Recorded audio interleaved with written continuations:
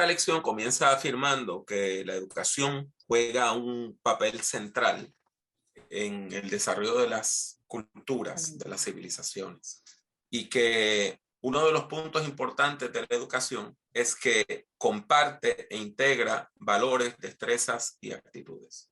Ahora bien, un punto importante también, muy importante, es que la educación cristiana, aparte de ayudar a desarrollar patrones de conducta y de integrar valores, también entonces considera otro aspecto, que es el aspecto espiritual, el crecimiento espiritual del creyente, el crecimiento espiritual del ser humano. Nosotros entonces entendemos que la educación cristiana es más amplia que la educación secular, porque la educación secular, mientras habla de los valores, las destrezas y las actitudes, no trata los temas de la fe, tanto a nivel personal como a nivel comunitario.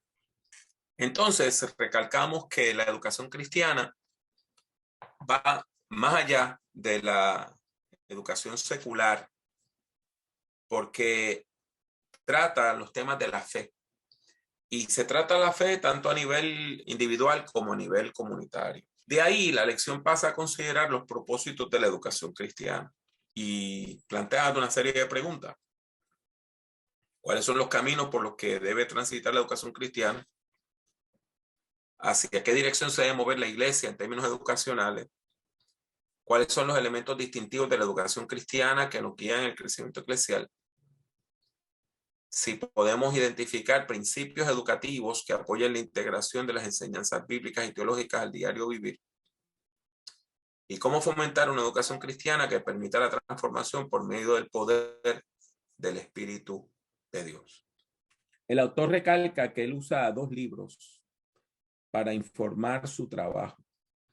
El primero es un libro muy famoso de educación cristiana en inglés, que es el libro de Thomas Grum, que se llama Educación Religiosa Cristiana o Educación Cristiana Religiosa, compartiendo nuestra historia y visión. El otro libro es un libro bastante famoso también,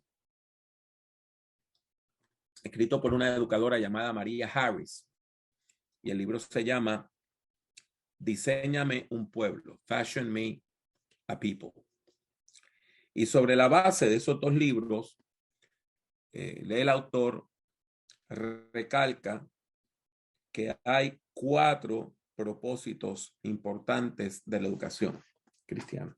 4 propósitos importantes de la educación cristiana. El primero de esos propósitos es afirmar los valores del reino de Dios. Afirmar los valores del reino de Dios. El segundo propósito es nutrir la fe. Nutrir la fe. El tercer propósito es educar para vivir la libertad. Educar para vivir la libertad.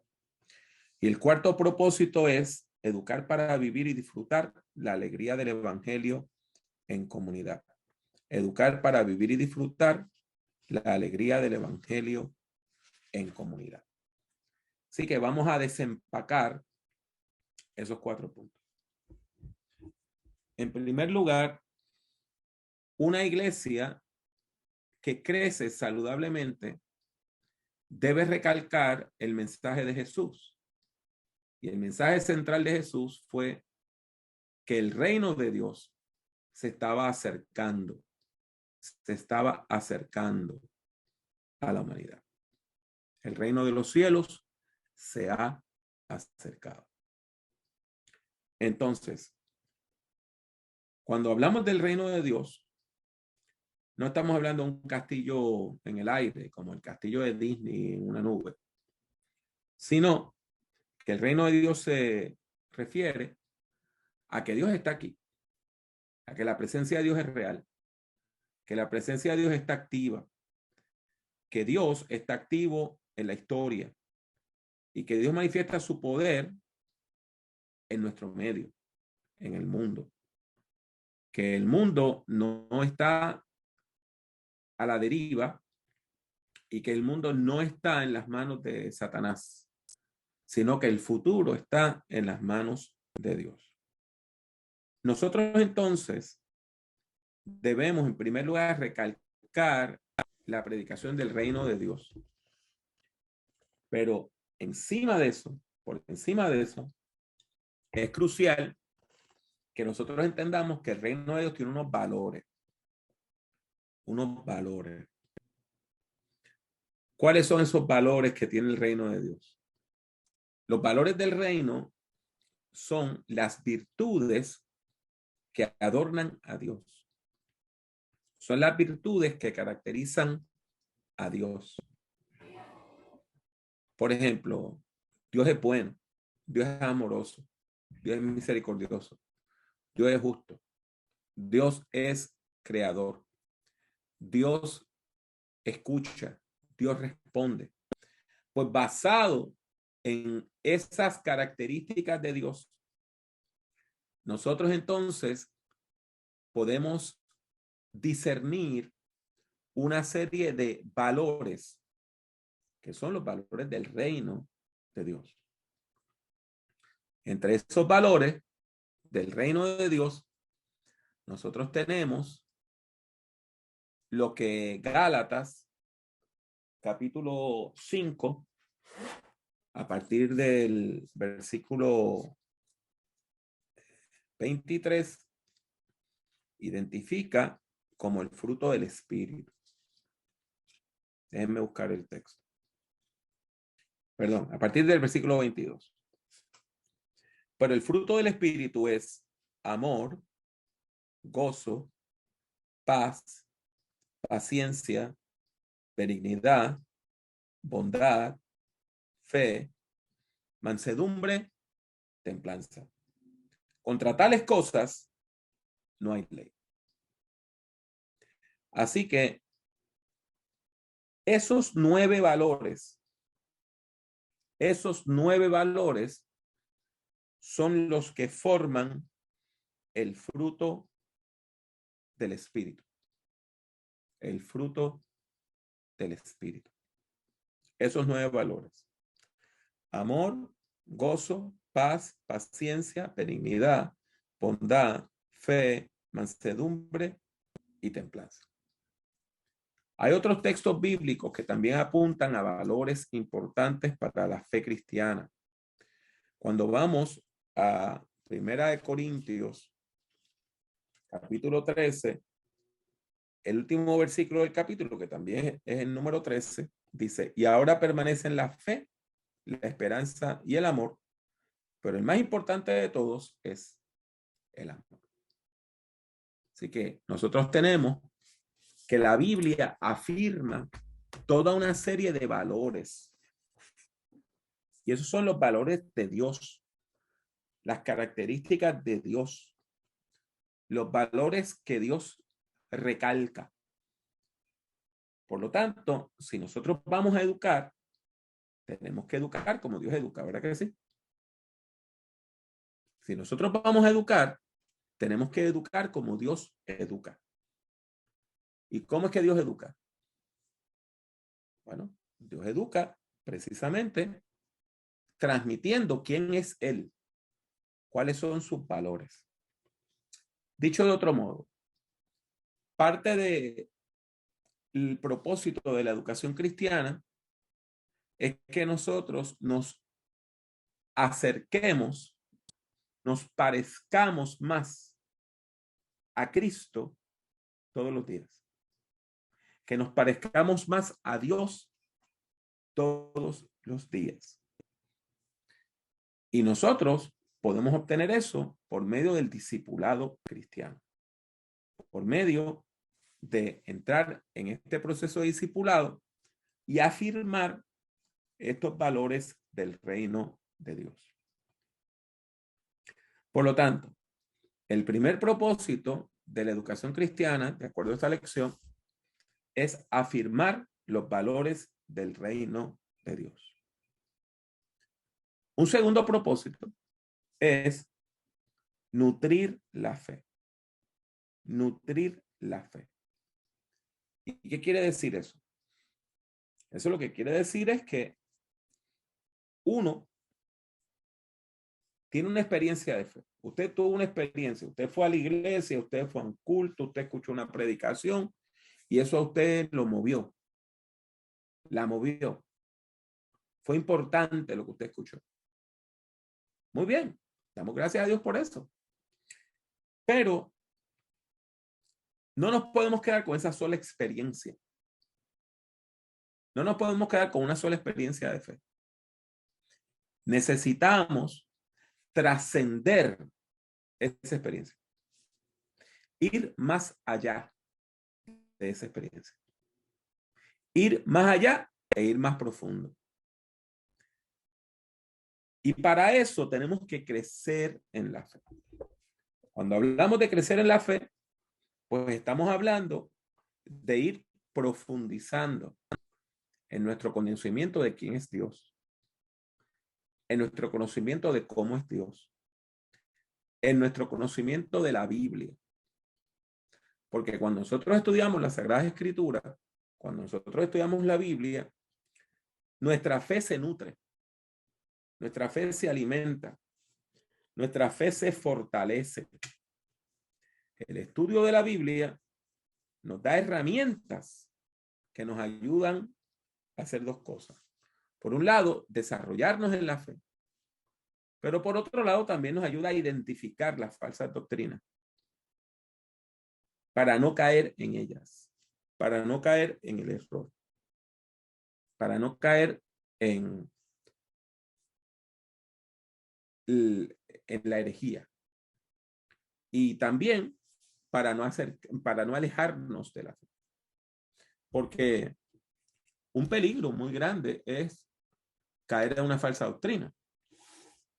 Pero la mayor parte de la gente que se aleja de la fe no es porque cree en una falsa doctrina.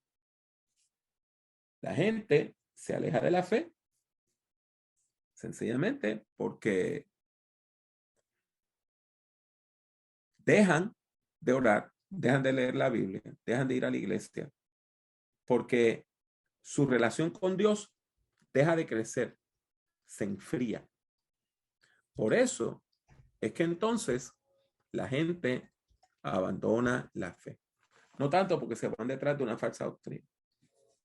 En ese sentido, una persona que crece en la fe, pues no abandona la fe. Una persona que estudia la Biblia no abandona la fe. Una persona que está llegando a un próximo plano espiritual no abandona la fe. Entonces, número 3, el tercer propósito de la educación cristiana es educar para vivir la libertad.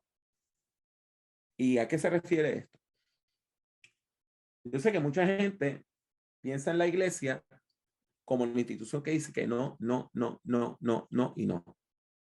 No hagas esto, no hagas esto, no hagas esto, no hagas esto, no pienses así, no pienses así, no puedes mirar esto, no puedes hacer lo otro. Sin embargo, cuando nosotros consideramos el mensaje bíblico no es de restricción, es de libertad. Nosotros somos libres en Dios. Nosotros somos libres en Cristo. Nosotros somos libres para amar a Dios. Nosotros somos libres para bendecir a los demás. La Biblia, la fe, nos ayuda a descubrir la libertad como un valor superior. Dicho de otra manera, cuando nosotros estamos en Cristo, somos verdaderamente libres. Cuando nosotros permanecemos en la fe de Jesucristo, somos verdaderamente libres. Así que ya les he dicho 3 propósitos de la educación cristiana. El primero es afirmar los valores del reino de Dios. El segundo es nutrir la fe. Y el tercero es vivir la libertad. Hay entonces un cuarto propósito de la fe cristiana. Y es vivir y disfrutar la alegría del evangelio en comunidad. O sea, por medio de la educación cristiana, por medio del crecimiento en la fe, usted aprende a compartir la fe con otras personas, a vivir la fe en unión a otras personas. Y al hacer eso, nosotros entonces estamos cumpliendo con el propósito de Dios, porque Dios crea al ser humano para vivir en comunidad. Cuando usted va al Antiguo Testamento, usted nota que Dios crea al hombre y a la mujer para vivir en comunidad. Dios no crea al ser humano para vivir solo. Dios no crea al ser humano para vivir en soledad, sino para vivir en comunidad. La educación cristiana no nos lleva a aislarnos de los demás, sino a integrarnos a la iglesia como la comunidad de fe, como el pueblo de Dios. En ese sentido, tiene que quedar claro que nosotros necesitamos que nuestros esfuerzos educativos nos lleven a compartir con los demás. Que cuando usted y yo en la iglesia diseñamos programas educativos como escuela bíblica dominical, estudios bíblicos, encuentros de verano, los grupos de celulares, estas clases por video, los cursos de instituto, todo nos debe llevar a compartir con otras personas, no a aislarnos de los demás. ¿Por qué? Porque vivir en comunidad nos lleva a disfrutar más la vida. Nos lleva a orar los unos por los otros, a compartir los unos por los otros. Esta tarde, un amigo me escribe desde otro país para pedirme oración, pero lo hace por medio de WhatsApp en un chat. Y en ese chat hay personas de varios países. Entonces, él está en Costa Rica, yo estoy en los Estados Unidos, otra persona está en México, otra persona está en Colombia, pero estamos unidos en unidad, estamos unidos en oración por él. Y él no se siente solo, porque él sabe que hay una comunidad de gente, un grupo de gente que lo ama y que están orando por él en su momento de dificultad. Y eso a él le da ánimo. Eso a él le da ánimo. Maestro, Diga pastor, usted. Sí, diga usted. se critica mucho el tema de las redes sociales, que la gente pasa mucho tiempo en los teléfonos, que las redes sociales te desenfocan, que te alejan, y se dicen muchísimas cosas. Pero, por ejemplo, en plena pandemia, mi hija estaba muy mala de salud, estaba ingresada, y me entraron en un grupo de oración. De hecho, es de Estados Unidos, ahí de muchísimos países hay personas ahí, son como 150 personas, de Italia, España, Estados Unidos, hasta en Jamaica hay personas. Y ese grupo a mí me ayudó mucho porque no nos estábamos congregando. Mi iglesia local no tenía un grupo de WhatsApp donde compartía con ellos, después porque yo lo creé. Y para mí fue una bendición ese grupo, yo aprendí muchísimo, aprendí actividades nuevas que se realizaban en línea, pero que yo podía realizarla en vivo al regresar después de la pandemia. Entonces sí, eh, el aprendizaje, ¿verdad? La educación cristiana te ayuda a acercarte a otras personas por diferentes medios. Mire, eso es así. Y la cuestión de las redes sociales, mire, las redes sociales son una herramienta, como un martillo. Usted puede hacer un martillo pues para construir una casa, o una persona puede usar un martillo para romperle la cabeza a alguien y matarlo. El martillo es completamente neutral. El martillo no es ni bueno ni malo. El martillo, si usted lo usa para bien, puede hacer cosas muy buenas con él. Y si usted lo usa para mal, puede hacer cosas muy malas con él. Y si lo mete allá en una gaveta y nunca lo usa, pues no tiene impacto alguno, ni bueno ni malo. Pasa lo mismo con las redes sociales. Las redes sociales son precisamente eso, redes de gente. Y hay gente que se reúne para la maldad. Y hay gente que se reúne para robar. Hay gente que se reúne para explotar sexualmente a los demás. Así, sígalo por ahí. Montones y montones y montones de gente utilizan las redes sociales para distintas cosas. Y del mismo modo que algunas personas la utilizan para cosas feas, sucias, indecentes. Otras personas que la usan para bendecir a los demás. Por ejemplo, los martes a las 9:30 de la noche, ya llevo un mes que estoy compartiendo en las redes sociales, precisamente, un programa que se llama Prediquemos. Y ahí pues hablamos de cómo predicar mejor, y recomendamos lecturas y bosquejos para predicar en los próximos domingos. Ayer habían personas de varios países conectados. Yo estaba acá en Estados Unidos, la persona que estaba conmigo era de Guatemala, estaba en Guatemala, y tuvimos gente que se conectaron de montones de países para compartir este diálogo sobre la palabra de Dios. En ese sentido, pues yo creo pues que eso es positivo. Ahora bien, de que las redes sociales pueden ser adictivas, eso es cierto.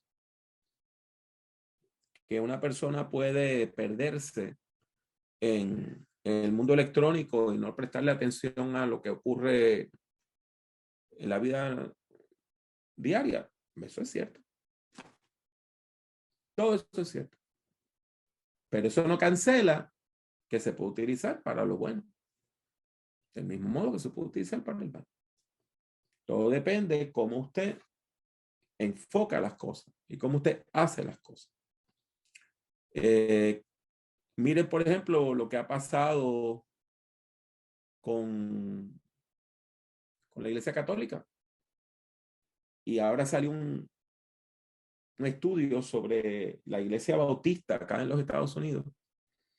Y se ha descubierto de que había redes de sacerdotes y de ministros que eran depredadores sexuales, que abusaban de hombres y de mujeres, de niños y niñas, y las organizaciones los protegían.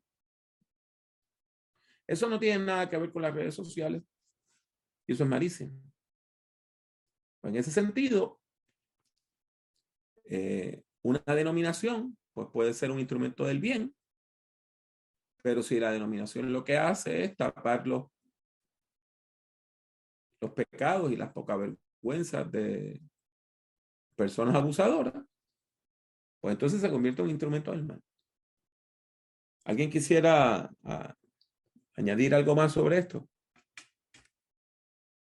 Seguimos con la lección, y la lección termina la parte de el propósito de la educación cristiana, recalcando la importancia del tema de la unidad de la iglesia. La unidad de la iglesia. La unidad de la iglesia es algo importante. Es un tema importante.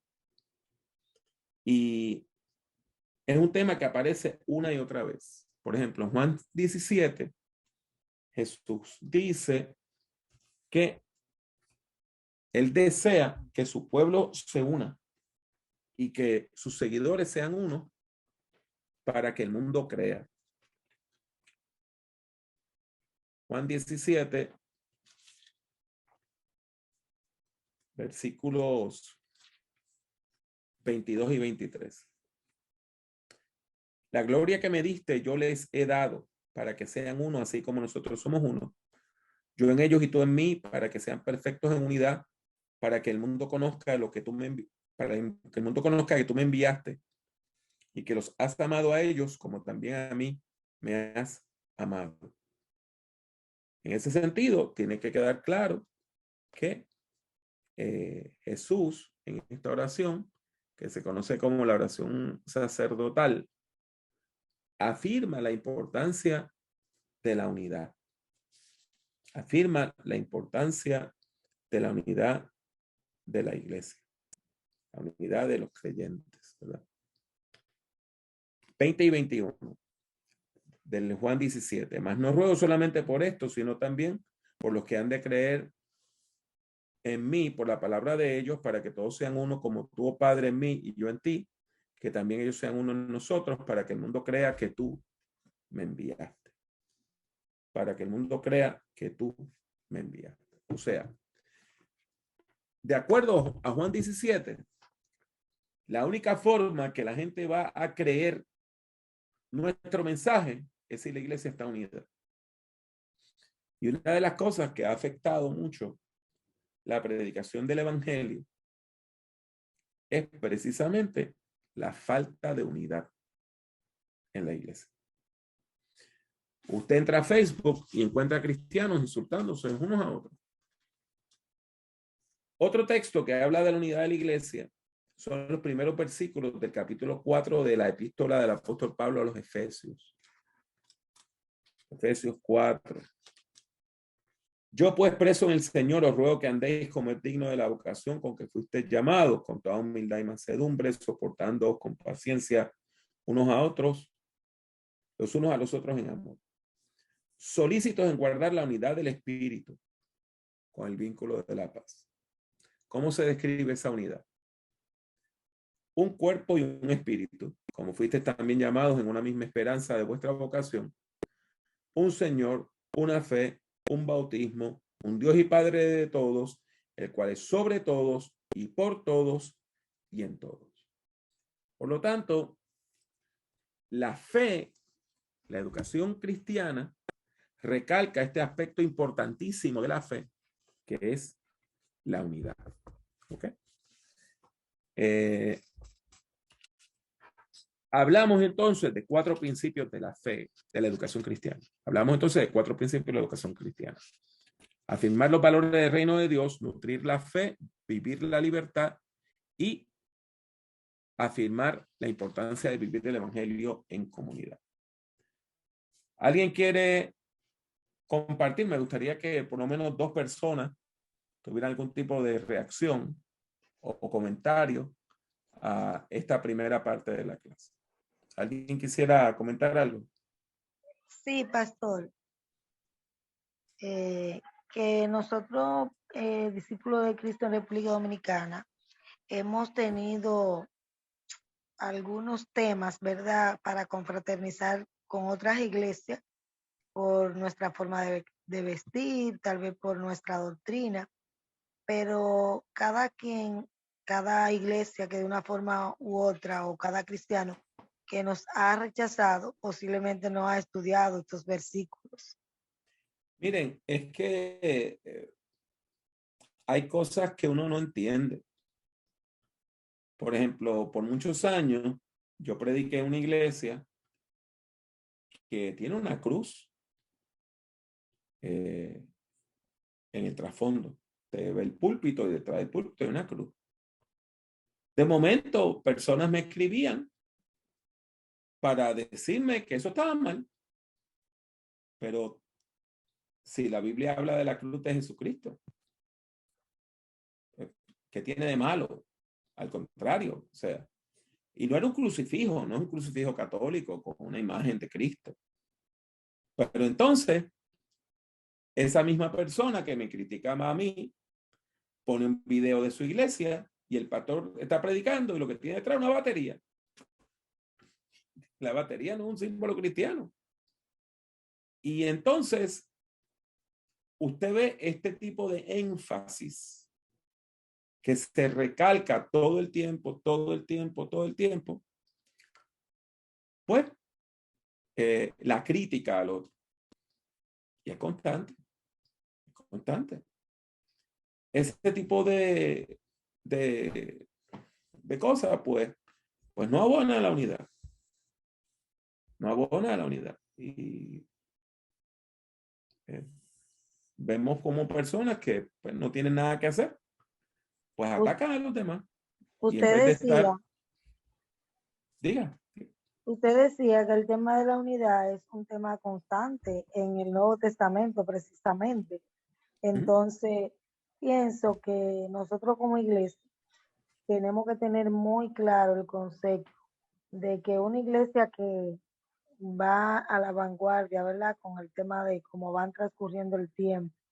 Y nosotros mismos, cuando alguien nos critica, a mí de manera personal, yo siempre he sido muy criticada, maltratada, pero cuando Dios tiene un propósito con la gente, Dios transforma, ¿verdad? A las personas y a mí. Pero nosotros también debemos de tener claro estos conceptos de unidad y estos conceptos de que si somos, si estamos en el mismo llamado, sirviéndole al mismo Cristo, independientemente de, nosotros tenemos que tener claro el concepto de que Cristo nos llamó a la unidad, aun cuando nos rechacen, aun cuando nos critiquen. Mire, es interesante. Yo llevo muchos años ya donde yo comparto con muchas denominaciones y trabajo con mi denominación, que son los discípulos de Cristo. Pero la mayor parte de mis sermones y campañas son iglesias pentecostales. Últimamente he tenido varias campañas en iglesias bautistas, predicado en iglesias episcopales, presbiterianas, metodistas, he enseñado en escuelas metodistas, presbiterianas, bautistas, discípulos de Cristo, episcopales, y el mensaje es uno. El mensaje es uno solamente, el mensaje de Jesucristo. Los lunes yo le estaba dando clase a un grupo de una iglesia independiente. Los martes le estaba dando clase a un grupo de gente de varias iglesias, casi todas independientes o pentecostales. Los miércoles estoy con ustedes que son discípulos de Cristo. Los jueves estoy de nuevo con otro grupo interdenominacional. Y es el mismo mensaje. Y es triste ver cómo entonces la gente se diluye en la peleadera. Y eso lo que hace es que lo agota a uno. Yo sé que, por ejemplo, el hermano Damián Canario me ha contado de las luchas que él ha tenido con otros cristianos en la comunidad que han atacado la iglesia. Nosotros vemos entonces que estos principios, estos propósitos, mejor dicho, vemos que estos propósitos de la educación cristiana nos llevan a identificar una serie de principios educativos. Repito, estos 4 propósitos de la educación cristiana nos llevan a identificar varios principios educativos. Y aquí el autor esboza 10 principios educativos. Y se los voy a leer. El primero es que toda persona que siga a Jesucristo, toda persona creyente, tiene derecho a recibir una educación cristiana buena. Él la describe aquí como integral, innovadora, auténtica, que propenda al pleno desarrollo y respeto de sus capacidades sociales, cognitivas, motoras, emocionales, morales y espirituales. O sea que si usted es una persona de fe, usted tiene derecho a que la iglesia le eduque en la fe y que le dé una educación sólida en la fe. Número 2. El segundo principio educativo es que la educación cristiana está centrada en el milagro de la revelación que Dios se ha dado a conocer a la humanidad. ¿Cómo Dios se ha dado a conocer a la humanidad? Por medio de la historia de Israel, que leemos en la Biblia, por medio de la obra de Jesucristo, la vida, obra, muerte, pasión, resurrección de Jesucristo, por medio de la donación del Espíritu Santo, por medio de la historia de la iglesia, y todo eso recogido en la Biblia, en las Sagradas Escrituras. Así que la raíz de nuestra educación cristiana es entonces el estudio de la Biblia como palabra de Dios. El estudio de la Biblia como palabra de Dios. El tercer principio educativo es que la formación de una filosofía de educación cristiana debe permitir identificar las fuentes, los rasgos distintivos y los supuestos teológicos de la pedagogía de Jesús, con la idea de adoptar modelos de enseñanzas que susciten la práctica de los valores del reino, la creatividad y la transformación social. O sea, que estos 4 propósitos que estudiamos nos deben llevar a considerar cómo enseñaba Jesús y a desarrollar una filosofía de la educación cristiana basada precisamente en la forma como Jesús enseñaba, en la forma como Jesús enseñaba. En ese sentido, es el ministerio de Jesús lo que se convierte en la base, en el modelo de nuestra fe. Para decirlo más clarito, nosotros queremos desarrollar una filosofía de la educación cristiana que nos permita enseñar como enseñaba Jesús.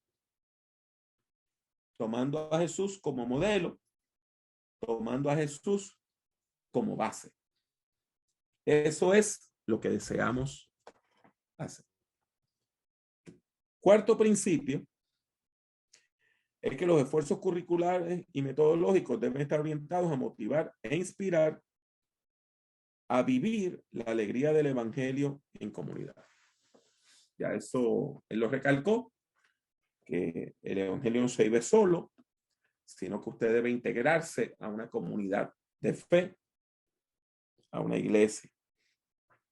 Quinto, la educación cristiana debe promover el aprendizaje auténtico, en sintonía directa con los intereses y necesidades del estudiante, con el objetivo de desarrollar una conciencia crítica que consienta en la superación del enfoque educativo tradicional que limita la creatividad humana, privilegiando únicamente la memorización.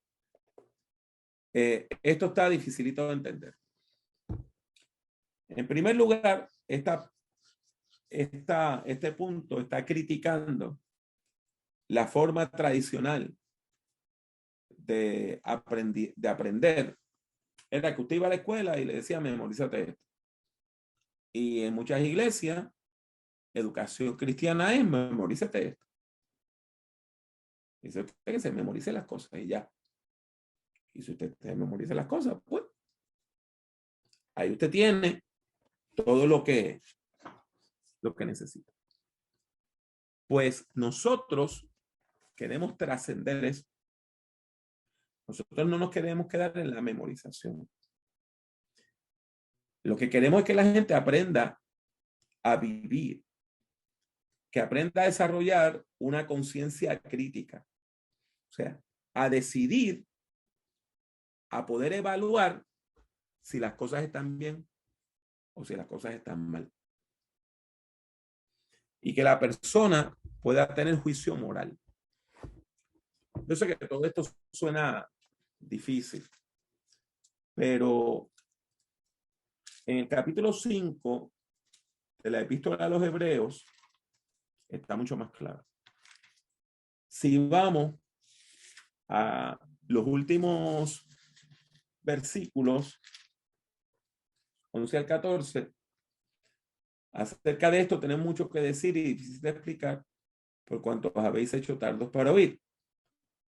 Porque debiendo ser ya maestros, después de tanto tiempo, tenéis necesidad de que se os vuelva a enseñar cuáles son los primeros rudimentos de las palabras de Dios. Y habéis llegado a ser tales que tenéis necesidad de leche y no de alimento sólido. Y todo aquel que participa de la leche es inexperto en la palabra de justicia porque es niño. Pero el alimento sólido es para los que han alcanzado madurez, para los que por el uso tienen los sentidos ejercitados en el discernimiento del bien y del mal. Este texto nos está diciendo que las personas maduras en la fe pueden discernir entre lo bueno y lo malo, entre el bien y el mal. ¿Algún comentario hasta aquí de estos primeros 5 principios? Sí, me gusta cuando dice que la misión de la iglesia es permitir, ¿verdad? E incentivar, no sé si directamente fue así el término, una educación auténtica. Muy bien. O sea, no una educación viciada por, por sesgo que nos creamos de las personas o de nuestro alrededor, sino algo auténtico, sin que nosotros lo alteremos desde nuestro punto de vista. Sí, profe, que como dice la hermana, que a veces vemos personas en la iglesia que queremos memorizar todas las cosas, pero no, es decir, no hacemos la cosa como manda el Señor, es decir, saben mucho de muchos versículos bíblicos, saben esto, pero entonces no se dan a entender, es decir, nada más es para ellos, no para los demás, no para educar a la persona. Entonces, uno debe de aprender para enseñar a los demás y que así en común poder predicar la palabra, entenderla y llevarse mejor con los hermanos, no es para uno solo. Y en eso usted tiene razón. Hay personas que, bueno, primero, hay personas que hablan enredadito para que la gente crea que sabe mucho, pero verdaderamente no tiene mucho conocimiento. Exactamente. Y hay otras personas que sí saben mucho, pero no tienen la capacidad de decir las cosas en un lenguaje que la gente las entienda. Sí, así es. Y pues no sencillamente carecen de esa capacidad. Y cuando hablan, pues usted nota lo difícil que es entenderlas. Y de nuevo, esto hay personas que tienen una forma de pensar densa, ¿entiendes? Hay personas que tienen una forma de pensar muy, muy difícil. Pero se supone que si nosotros vamos a compartir el evangelio, pues podamos hacerlo de una manera más sencilla. No sé, yo trato de cuando doy clase que la gente me entienda. Debe ser así, profe. Debe ser así porque entonces, si no se entiende, no estamos en nada. Sí. Miren, a mí me pasó una vez que yo fui a predicar a una iglesia y cuando termino, viene el pastor molesto conmigo. Me dice, adiós, y tú no, a mí me habían dicho que tú eras profesor. Le dije, sí, yo enseño. Dice, pero yo entendí todo lo que tú dijiste. Ajá. Y yo le dije, pues que yo predico para que la gente me entienda. Sí. Esa es la Dice, idea. no, pero yo pensé que como tú eras profesor, que yo no iba a entender lo que te iba a decir. Dice, pero ¿a quién se le ocurre que yo voy a predicar para que la gente no me entienda? Sí. Pues, Wow. eso no tiene ni pie ni cabeza. Eso no tiene sentido. Quizás estaba impuesto a eso. Sí, o sea, es un modelo. Como le digo, que son una forma de recalcar, como que demostrar que ellos son importantes. Eso es lo mejor. Mire, cuando yo estoy en la Universidad de Puerto Rico,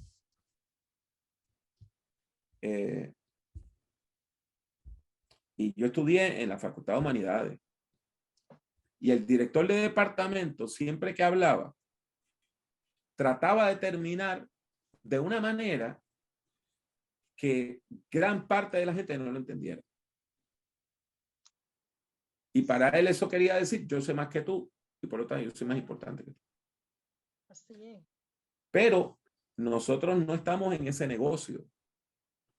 Nuestro negocio es que